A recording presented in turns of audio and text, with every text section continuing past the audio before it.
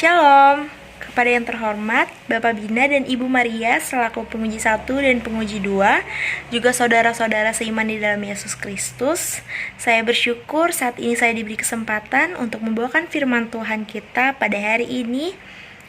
Mari kita siapkan hati kita untuk sungguh-sungguh menerima firman Tuhan. Kita angkat lagu pujian Selamat Pagi Bapa.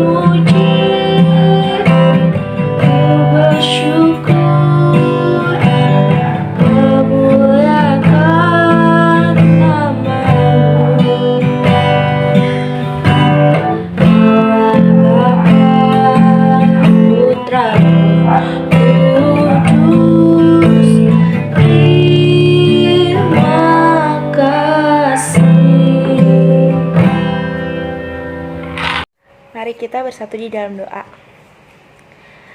Terima kasih Tuhan untuk penyertaan-Mu kepada kami. Hingga pada saat ini Tuhan kami masih bisa merasakan sukacita daripada-Mu. Bapa, sebentar kami ingin mendengarkan sebagian dari firman-Mu. Berkatilah kami yang akan mendengar Tuhan, biar apa yang kami dengar bisa menjadi rema bagi kehidupan kami. Berkati juga saya Tuhan yang akan menyampaikan firman-Mu, biarlah apa yang saya sampaikan dapat sesuai dengan kehendak-Mu.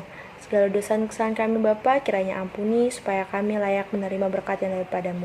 Dalam nama-Mu kami sudah berdoa dan mengucap syukur. Haleluya. Amin. Hari ini kita akan berbicara mengenai tema yaitu belajar mengucap syukur. Mengapa saya memilih tema ini? Karena seringkali anak remaja zaman sekarang sulit untuk mengucap syukur. Mereka selalu insecure, mereka selalu merasa kurang, mereka tidak percaya diri, bahkan ada beberapa juga yang tamak. Sebelum itu mari kita buka Alkitab kita di dalam 1 Tesalonika 5 ayat yang ke-18.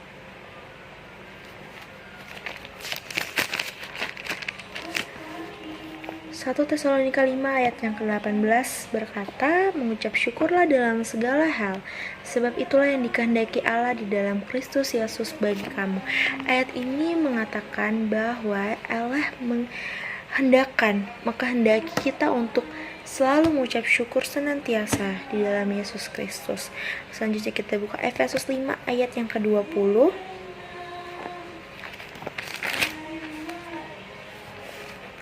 Efesus 5 ayat 20 berkata, ucaplah syukur senantiasa atas segala sesuatu dalam nama Tuhan kita Yesus Kristus kepada Allah dan Bapa kita.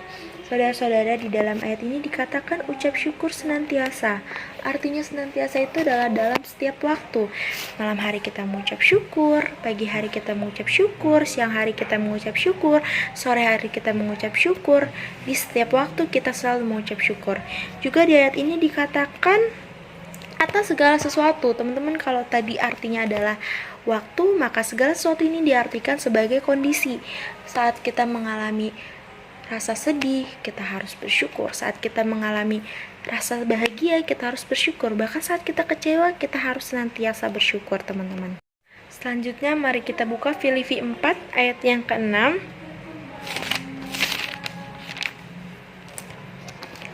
Filipi 4 ayat 6 berkata, "Janganlah hendaknya kamu khawatir tentang apapun juga, tetapi nyatakanlah dalam segala hal keinginanmu kepada Allah dalam doa dan permohonan dengan ucapan syukur."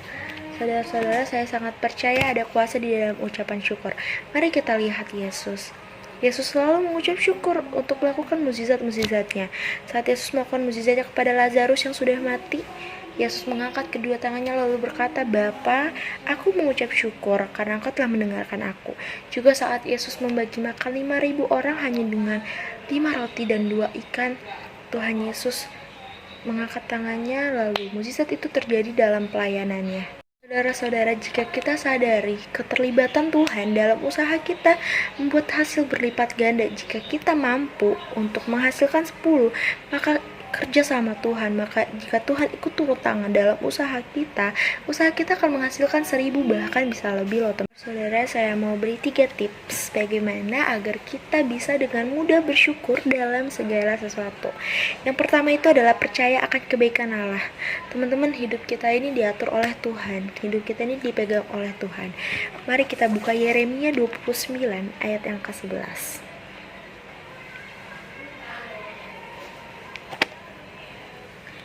Yeremia 29 ayat 11 berkata, "Sebab aku ini mengetahui rancangan-rancangan apa yang ada padaku mengenai kamu. Demikianlah firman Tuhan, yaitu rancangan damai sejahtera dan bukan rancangan kecelakaan, untuk memberikan kepadamu hari depan yang penuh harapan." Lalu kita buka Roma 8 ayat yang ke-25. Roma 8 ayat yang ke-25 berkata, "Tetapi jika kita mengharapkan apa yang tidak kita lihat, kita menantikannya dengan tekun." Saudara-saudara, ujung-ujungnya itu pasti dengan kebaikan. Kita bisa sadari kalau Tuhan itu pakai suka duka mendatangkan kebaikan untuk kita. Tuhan itu pakai berkat mendatangkan kebaikan untuk kita. Tuhan itu pakai musibah mendatangkan kebaikan juga untuk kita. Jadi Tuhan pakai segala sesuatu itu mendatangkan kebaikan untuk kita. Dan oleh landasan percaya kita itu, karena kita percaya bahwa apa yang Tuhan rancangkan itu adalah rancangan baik, maka kita akan dengan mudah untuk bersyukur, saudara-saudara. Bahkan saat kita sedih pun kita akan selalu bersyukur, karena kita tahu bahwa saat kita sedih Tuhan sedang merancangkan apa yang baik untuk kita. Maka yakinlah bahwa Tuhan kita adalah Tuhan yang baik, yang gak pernah merencanakan rancangan kecelakaan. Justru rancangan-rancangannya adalah rancangan yang terbaik bagi kehidupan kita.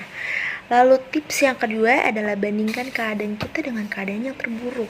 Contohnya seperti ini, teman-teman. Saat kita mengalami kecelakaan dan tangan sebelah kiri kita patah, kita akan sangat sulit untuk mengatakan Tuhan terima kasih.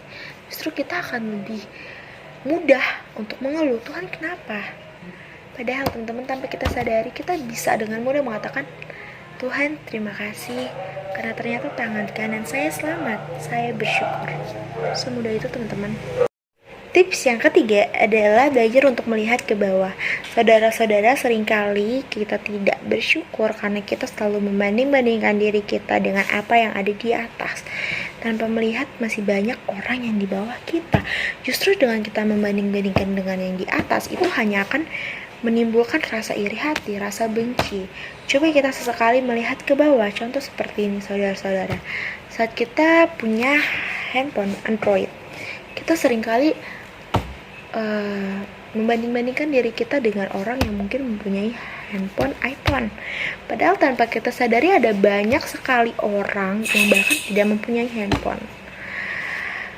Dengan begitu kita akan sulit untuk mengucap syukur. Coba sesekali kita ubah pola pikir kita seperti ini. Oh, Tuhan terima kasih saya masih punya handphone, sekalipun Android. Ternyata masih banyak di bawah saya yang tidak mempunyai handphone. Maka kita akan dengan mudah untuk mengucap syukur. Dengan begitu kita akan mudah teman-teman untuk mengucap syukur.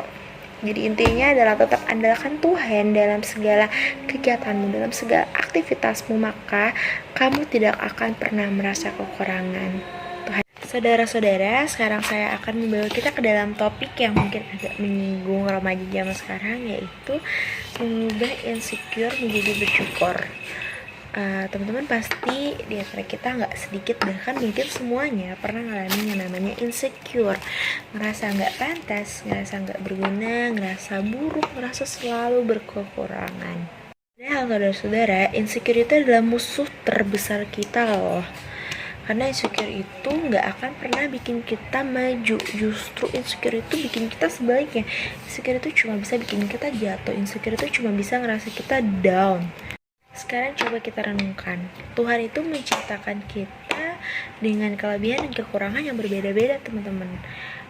Dan gak ada satu manusia pun yang sempurna. Karena ada beberapa orang yang mungkin jago dalam bidang musik, ada beberapa mungkin yang jago dalam bidang kecantikan, dan banyak lagi yang mungkin mempunyai kelebihan dalam bidang-bidang tertentu.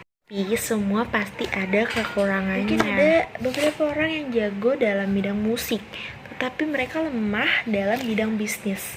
Hidup ini sebenarnya sederhana teman-teman. Kita cuma perlu mensyukuri apa yang sudah Tuhan siapkan, apa yang sudah Tuhan berikan. Karena hidup ini sebenarnya ada skenario dari Tuhan. Dan gimana sih caranya kita bisa dengan mudah bersyukur dengan kekurangan yang kita punya? Kita hanya perlu cinta dan lebih mengenali diri kita sendiri teman-teman. Karena dengan kita mencintai dan mengenali diri sendiri teman-teman, kita jadi tahu apa sih kelebihan dan kekurangan yang ada di dalam diri kita. Dan saat kita sudah mengetahui itu, maka yang ada di dalam otak kita cuma bagaimana cara mengembangkan potensi saya, bagaimana cara mengembangkan kelebihan saya, kemampuan saya, dan bagaimana cara saya mengurangi kelemahan saya. Tetapi bukan berarti kita hanya fokus dalam tujuan itu saja. Kita mengenal diri kita sendiri, kita harus mulai belajar untuk mencintai diri kita sendiri. Mencintai diri sendiri itu seperti ini saudara-saudara. Bagaimana kita bangga terhadap apa yang sudah kita kerjakan tanpa harus membanding-bandingkan dengan orang lain, tanpa harus membanding-bandingkan dengan usaha dan hasil dari orang lain. Kita boleh menjadikan orang lain sebagai motivasi dalam kehidupan kita, tapi jangan sampai kita menjadikan orang lain sebagai salah satu dasar bagaimana kita harus seperti orang tersebut. Kita harus bangga terhadap apa yang telah kita kerjakan. Kita harus bangga terhadap diri kita. Kan itu adalah dasar bagaimana kita mengurangi rasa insecure kita dan mengganti rasa insecure kita menjadi rasa bersyukur. Saya punya 5 langkah bagaimana sih cara mengubah rasa insecure kita itu menjadi bersyukur. Tips yang pertama adalah seperti yang sudah saya sering bilang, bahwa berhenti untuk membandingkan diri kita dengan orang lain. Saudara-saudara, kita dengan orang lain mempunyai kemampuan yang tentu berbeda. Jadi kita cuma perlu bangga dengan apa yang kita mampu, dengan apa yang kita bisa kerjakan. Karena orang lain belum tentu bisa. Dan yang tips yang kedua yaitu adalah jangan takut untuk bergabung dengan orang luar, membuka diri terhadap dunia luar. Kalau kita menutup diri, kita nggak akan bisa memperkembangkan, kita tidak akan bisa memperluas kemampuan kita. Justru dengan kita banyak bergaul dengan orang-orang yang positif, maka energi positif tersebut akan ikut ngalir ke dalam diri kita. Tips yang ketiga adalah tunjukkan bakatmu dan percayalah bahwa kamu itu adalah hebat. Teman-teman, kalau kita nggak bisa menunjukkan apa bakat kita, apa kemampuan kita, bagaimana kita bisa mengembangkan itu? Bagaimana orang bisa tahu kalau kita ternyata punya kemampuan itu? Tips yang keempat adalah kurangi bermain sosial media. Teman-teman, kita tahu di sosial media itu ada banyak sekali bermacam-macam orang. Karena ada beberapa orang yang justru menunjukkan kelebihannya atau nama lainnya adalah pamer atau sombong di sosial media. Karena kita gampang sekali terpengaruh oleh status-status orang lain. Contoh seperti ini teman-teman. Saat ada orang yang mungkin menunjukkan dia sedang sama pacarnya, tanpa kita sadari, saat kita melihat itu mungkin kita yang jomblo-jomblo ini akan ngerasa kayak, kok dia bisa punya pacar. Itu justru menumbuhkan rasa iri hati teman-teman. Bahkan bukan cuma insecure, bahkan itu juga kita bikin kita jadi kayak, Tuhan kok kita nggak punya, malah justru itu bisa bikin kita untuk menyalahkan Tuhan, teman-teman.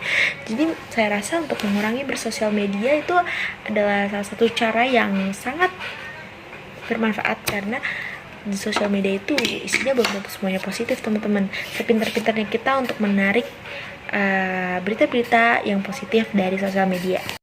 Dan yang terakhir, syukuri apa yang kamu miliki. Teman-teman, apa yang kita miliki belum tentu orang lain miliki. Bahkan ada banyak orang di luar sana yang pengen jadi kita tanpa kita sadari.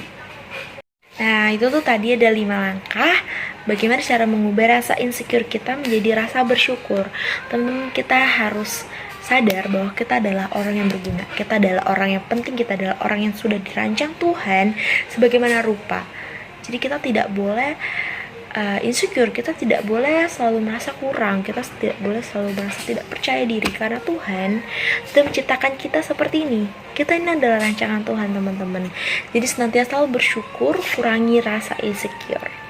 Mari kita bersatu di dalam doa. Tuhan, terima kasih untuk firman-Mu yang telah menyapa kami di pagi hari ini, Tuhan. Firman kali ini Tuhan mengajarkan kami untuk senantiasa mengucap syukur dalam segala situasi, dalam segala kondisi, dalam segala keadaan kami, Tuhan. Kiranya Tuhan Kau ajarkan kami, Tuhan, untuk selalu mengandalkan Engkau, untuk selalu mengharapkan Kau dalam segala aktivitas kami, Tuhan. Kiranya Tuhan Kau berkati kami senantiasa, Tuhan, dalam segala aktivitas kami. Segala dosa dan kesalahan kami Tuhan ampuni, agar kami layak mendapat berkat. Di dalam nama-Mu kami sudah berdoa dan mengucap syukur. Haleluya, amin. Terima kasih, Tuhan Yesus memberkati.